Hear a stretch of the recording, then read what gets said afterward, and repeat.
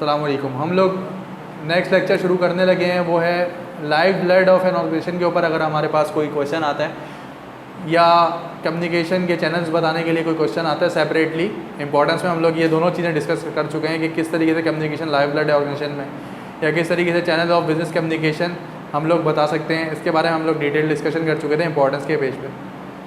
अब हम लोग पेज नंबर 5 पे इसकी डिटेल डिस्कशन कर रहे हैं। मतलब अगर सेपरेट क्वेश्चन आता है इंपॉर्टेंस से हट के और उसमें पूछा जा रहा है चैनल ऑफ कम्युनिकेशन, या उसमें पूछा जा रहा है कि बिजनेस कम्युनिकेशन लाइफ ब्लड है किसी भी ऑर्गेनाइजेशन का, तो जो उसके चैनल्स हैं मतलब इंटरनल, एक्सटर्नल, अपवर्ड, डाउनवर्ड्स, ये तमाम चीज़ें उसका लाइफ ब्लड ही है एक तरीके से।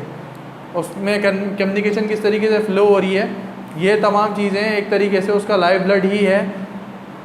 तो हम इसको कैसे डिस्क्राइब करेंगे? इसको हम लोग जो हमने टेक्स्ट कवर किया था तकरीबन ये वही टेक्स्ट जो कि हम लोग इंपॉर्टेंस से देखते हुए आ रहे हैं, उसको यहाँ पे रीफ्रेश कर दिया गया है। तो हम लोग लाइफ ब्लड में थोड़ी बहुत इंपॉर्टेंस बताएंगे पेज नंबर 5 और पेज नंबर 6 पे।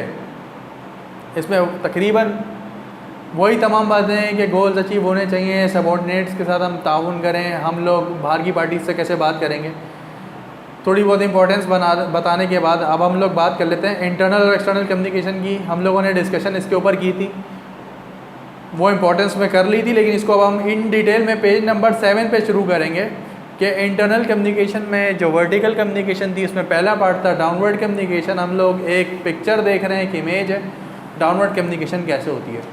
तो डाउनवर्ड कम्युनिकेशन में हम देख रहे हैं कि जो एरो फ्लो कर रहा है वो फ्लो कर रहा है सुपीरियर टू सबऑर्डिनेट्स। मतलब ब्रांच मैनेजर कोई ऑर्डर दे रहा है, हुक्म दे रहा है अपना मार्केटिंग मैनेजर को, मार्केटिंग मैनेजर मज़ीद अपना हुक्म दे रहा है वो बिज़नेस डेवलपमेंट ऑफिसर को दे रहा है। ब्रांच मैनेजर दूसरी तरफ फाइनेंस मैनेजर को भी इनलाइन कर रहा है। ये डाउनवर्ड कम्युनिकेशन से फाइनेंस मैनेजर को पता है, और फाइनेंस मैनेजर से जो ऑर्डर्स हैं वो कैशियर तक फ्लो हो रहा है। ब्रांच मैनेजर डाउनवर्ड कम्युनिकेशन एक और डिपार्टमेंट को कर रहा है, वो है ऑपरेशन डिपार्टमेंट, जिसके मैनेजर को वो सबसे पहले बात करेगा।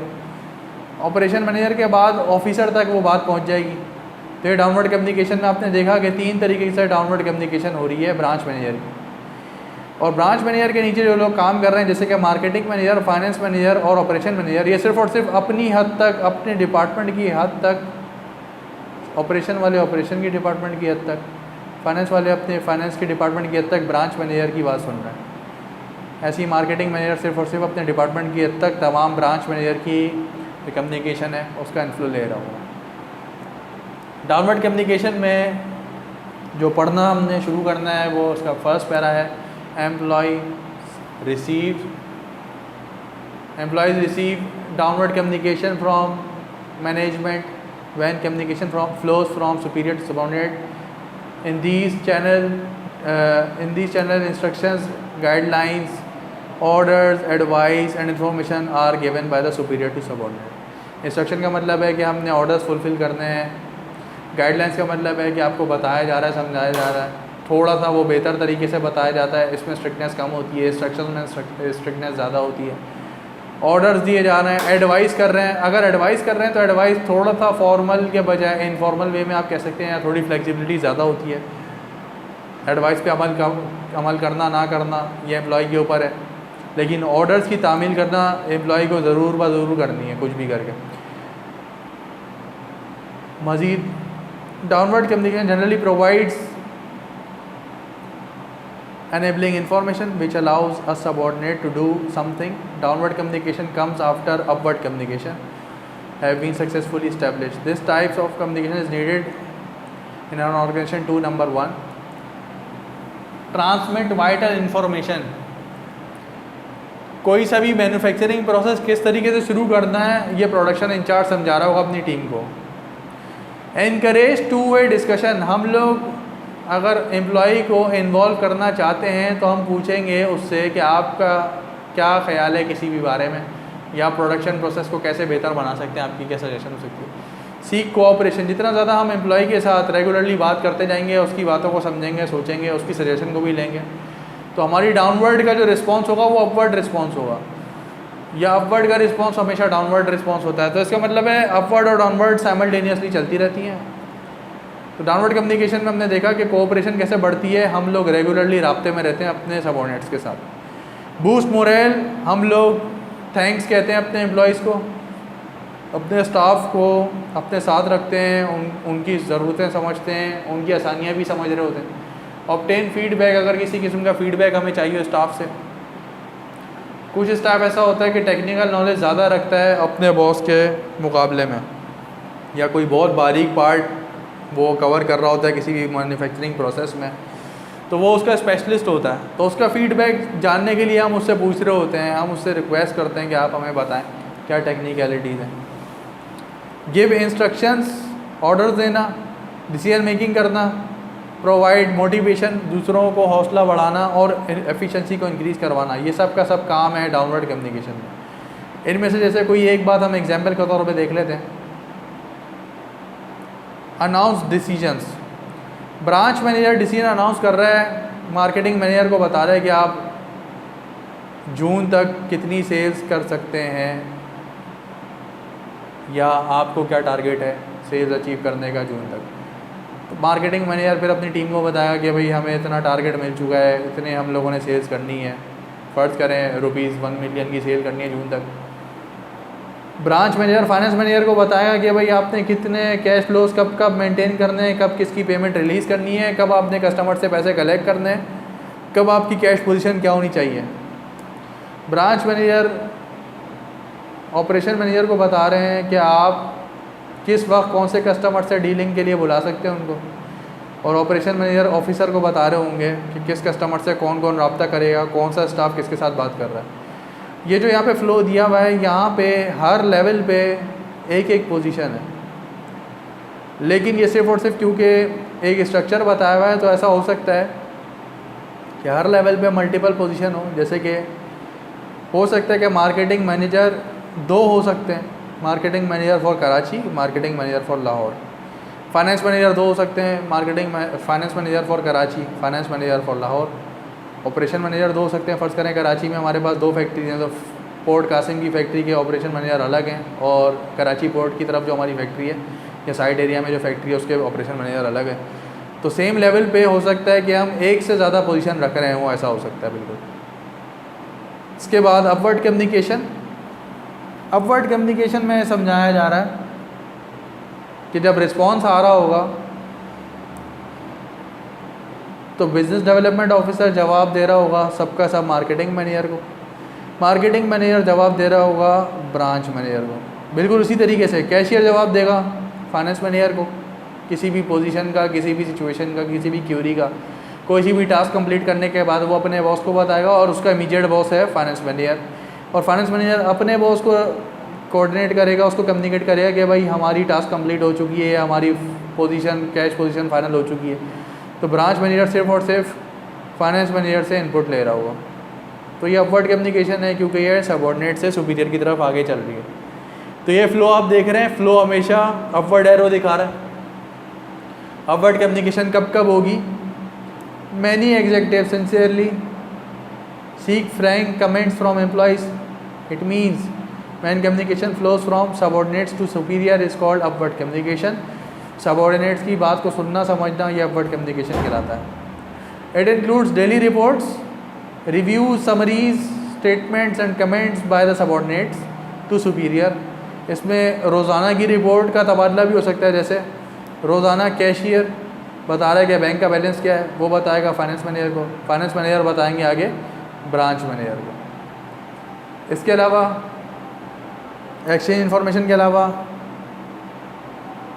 ऑफ़र आइडियाज़ कोई नए से नए बता रहे हो सकते हैं, कैशियर के माइंड में कोई आइडिया हो जिससे वो ये देख सके कि वो किस तरीके से ज़्यादा कम वक्त में, मतलब कम वक्त में वो काम करके ज़्यादा बेहतर तरीके से अपनी एफिशिएंसी दिखा सकता है, या वो अपने काम को किस तरीके से मैनेज कर सकता है, मल्टीपल टास्क टेक कर सकता है या एक वक्त में एक टास्क उठा रहा हूँ। अच्छा, इसके बाद अचीव जॉब सेटिस्फेक्शन। जब आप अपवर्ड कम्युनिकेशन कर रहे होते हैं, जब लोअर स्टाफ अपने इमीडिएट बॉस से रेगुलर राब्ते में रहेगा, तो इससे इसका मोरल बढ़ना शुरू होगा, इसकी जॉब सेटिस्फेक्शन बेहतर होगी, ये समझिएगा कि मेरी कोई ना कोई वैल्यू है ऑर्गेनाइजेशन में।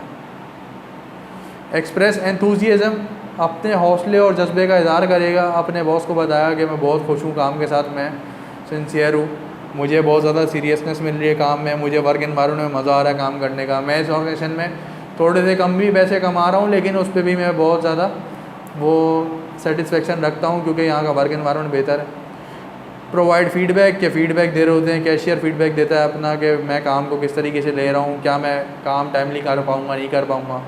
कोई ऐसे फैक्टर्स आ गए जिसकी वजह से कैशियर काम नहीं कर पा रहा हो, या कोई अदर फैक्टर्स आ गए जिसकी वजह से उसकी सिचुएशन थोड़ी ख़राब हो गई हो काम के लिहाज से, तो वो अपने बॉस को टाइमली कम्युनिकेट करेगा और हो सकता है फ्लेक्सिबिलिटी बन जाए। और जो टास्क आप 29 को मुकम्मल करने वाले थे और आपके बॉस आपको अगर थोड़ा सा रिलीफ दे दें तो वो 30 को भी कंप्लीट कर सकते हैं। ये सब का सब डिपेंड करता है बट कम्युनिकेशन के साथ।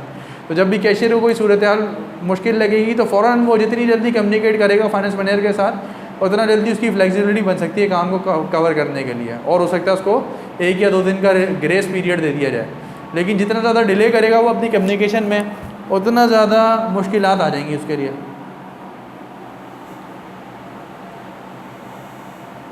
By definition, communication is a two-way affair. Yet, for effective two-way organizational communication to occur, it must begin from the bottom.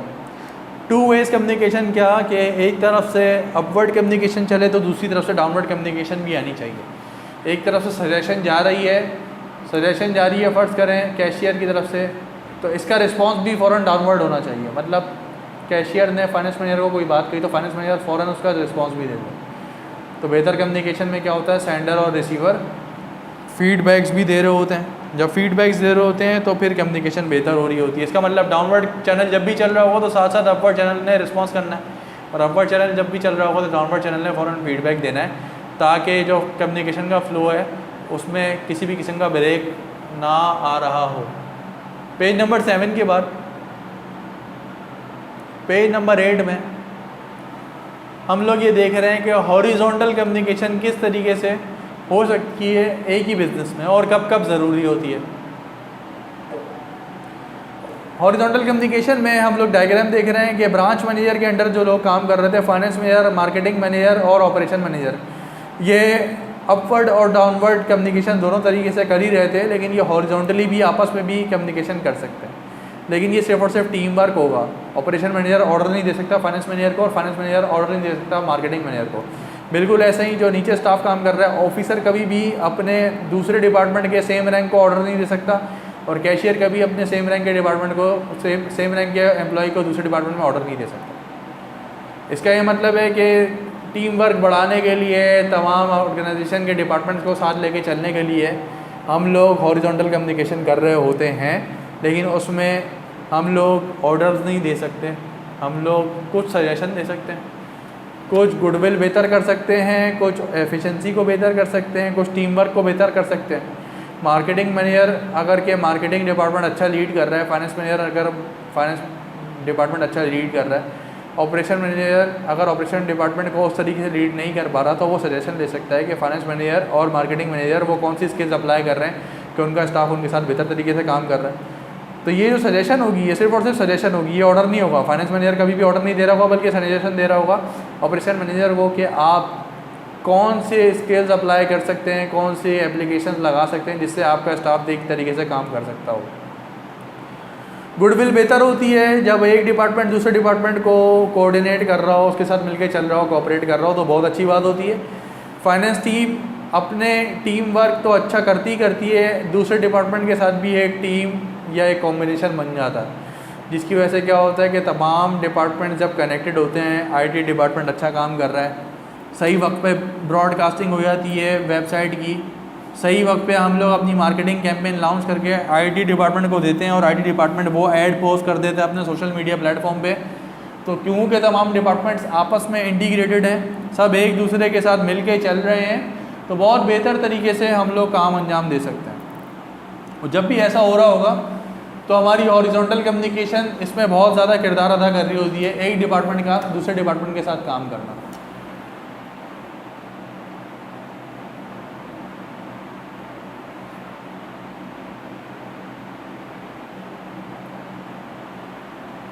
तो बिज़नेस की बात करें तो अभी तक हम लोगों ने देखा था इंटरनल कम्युनिकेशन दो तरीके से होती है। हॉरिजॉन्टल कम्युनिकेशन ये, वर्टिकल कम्युनिकेशन में वो दो बातें थी, downwards communication and upward communication. इसका मतलब ये तीनों अलग अलग काइंड, जिसमें डाउनवर्ड्स अपवर्ड्स हॉरिजॉन्टल, ये 3 काइंड्स अगर आप कह लें इसको, या वर्टिकल और हॉरिजॉन्टल की 2 काइंड्स कह लें। इसका क्वेश्चन अलग से भी आ सकता है, हॉरिजॉन्टल कम्युनिकेशन अलग से पूछी जा सकती है, वर्टिकल कम्युनिकेशन अलग से पूछी जा सकती है, ऐसे ही डाउनवर्ड और अपवर्ड कम्युनिकेशन अलग से पूछी जा सकती है। तो कोई सा भी एक इस तरीके का स्ट्रक्चर आप याद कर लें, डिपार्टमेंट्स के नाम देना चाहें डिपार्टमेंट्स के नाम दे देंगे, या डिपार्टमेंट ए डिपार्टमेंट बी, या मैनेजर ए मैनेजर बी, इस तरीके से भी हम लोग बता सकते हैं। एक फ्लो चार्ट के ज़रिए हम लोग बता देंगे हॉरिजॉन्टल, बता देंगे वर्टिकल कम्युनिकेशन, और उसको थोड़ा थोड़ा डिस्क्राइब कर देंगे। फुल फ्लैज क्वेश्चन बनता है अगर चैनल्स ऑफ कम्युनिकेशन का, तो उसमें इंटरनल कम्युनिकेशन की तीनों हेडिंग्स यानी कि अपवर्ड डाउनवर्ड और हॉरिजॉन्टल भी कवर हो जाती है, और इसके बाद जो नेक्स्ट टॉपिक है एक्सटर्नल कम्युनिकेशन का, वो भी कवर हो जाता है। तो एग्ज़ाम के लिहाज से आपने ऑल्टर करना होगा कि आपको किस तरीके का क्वेश्चन मिल रहा है। अगर आपको सिर्फ क्वेश्चन मिलता है इंटरनल कम्युनिकेशन एड्रेस करने के लिए, तो सिर्फ और सिर्फ इंटरनल की हेडिंग्स आ रही होंगी, और अगर एक्सटर्नल कम्युनिकेशन के बारे में क्वेश्चन आ रहा है सिर्फ एक्सटर्नल की हेडिंग्स देंगे, उसमें इंटरनल इररेलेवेंट हो जाएगा।